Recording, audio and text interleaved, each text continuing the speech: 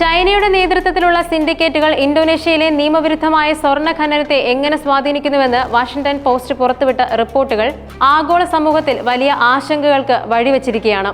American ഡോളറിനെ ആശ്രയിക്കാതെ സാമ്പത്തികമായി സ്വയം പര്യാപ്തത നേടുക എന്ന ചൈനയുടെ തന്ത്രപരമായ ലക്ഷ്യങ്ങൾ ഇന്തോനേഷ്യയുടെ പരിസ്ഥിതി, സാമ്പത്തിക, രാഷ്ട്രീയ സ്ഥിരത എന്നിവയ്ക്ക് വലിയ ഭീഷണിയാണ് ഉയർത്തുന്നത്. ഒരു ദുർബലമായ നിയമവ്യവസ്ഥയുള്ള രാജ്യമാണ് ഇന്തോനേഷ്യ.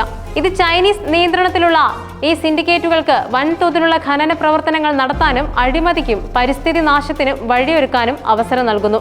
ഇത് പ്രാദേശിക സമൂഹങ്ങളെ മാത്രമല്ല, ആഗോള സാമ്പത്തിക സുരക്ഷയെയും ദോഷകരമായി ബാധിക്കുന്നു. ചൈന തങ്ങളുടെ സാമ്പത്തിക താൽപര്യങ്ങൾ സംരക്ഷിക്കുന്നതിനായി ആഗോളതലത്തിൽ സ്വർണ്ണ ശേഖരം വർദ്ധിപ്പിക്കാൻ ശ്രമിച്ചുകൊണ്ടിരിക്കുകയാണ്.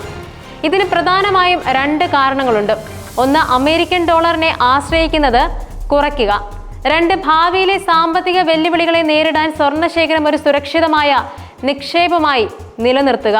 ഇന്തോനേഷ്യയിലെ വൻതോതിലുള്ള സ്വർണ്ണശേഖരം ചൈനയുടെ ഈ തന്ത്രങ്ങൾക്ക് അനുയോജ്യമായ ഒരു വേദിയായി മാറി. വെസ്റ്റ് ന്യൂസ, തെങ്കാര തുടങ്ങിയ പ്രദേശങ്ങളിൽ മുമ്പ് പ്രാദേശികമായി നടന്നിരുന്ന ചെറുകിട ഖനന പ്രവർത്തനങ്ങൾ ഇപ്പോൾ ചൈനീസ് നിക്ഷേപകരുടെയും ഓപ്പറേറ്റർമാരുടെയും നിയന്ത്രണത്തിലുള്ള വലിയ യന്ത്രവൽകൃത ഖനികളായി മാറിയിരിക്കുന്നു.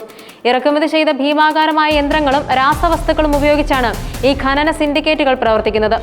നിയമപരമായ അനുമതികളോ സുരക്ഷാ മാനദണ്ഡങ്ങളോ പാലിക്കാതെ നിയമത്തെ മറികടന്ന് വൻതോതിൽ സ്വർണം വേർതിരിച്ചെടുക്കുന്ന ഈ പ്രവർത്തനങ്ങൾ ഇന്തോനേഷ്യൻ അധികാരികളുടെ ഒത്താശയോടെയാണ് നടക്കുന്നത്. ഇന്തോനേഷ്യയിലെ നിയമവിരുദ്ധ ഖനനം അഴിമതിയുടെ ആഴത്തിലുള്ള വേരുകളെയാണ് വെളിവാക്കുന്നത്. ലോംബോക്കിലെ സെക്കോട്ടോങ് ജില്ലയിൽ നടന്ന ഒരു സംഭവം ഇതിന് വ്യക്തമായ ഉദാഹരണമാണ്. ഇവിടെ ചൈനീസ് നിക്ഷേപകർ അനധികൃത ഖനനത്തിലൂടെ പ്രതിമാസം 5.5 മില്യൺ ഡോളറിലധികം സമ്പാദിച്ചതായി റിപ്പോർട്ടുകൾ പറയുന്നുണ്ട്. പ്രദേശത്തെ ജലം മലിനമാവുകയും കൃഷിഭൂമി നശിക്കുകയും ചെയ്തപ്പോൾ പ്രാദേശിക സമൂഹം പ്രതിഷേധിച്ചതുകൊണ്ടാണ് അധികാരികൾ ഇടപെടാൻ നിർബന്ധിതരായത്.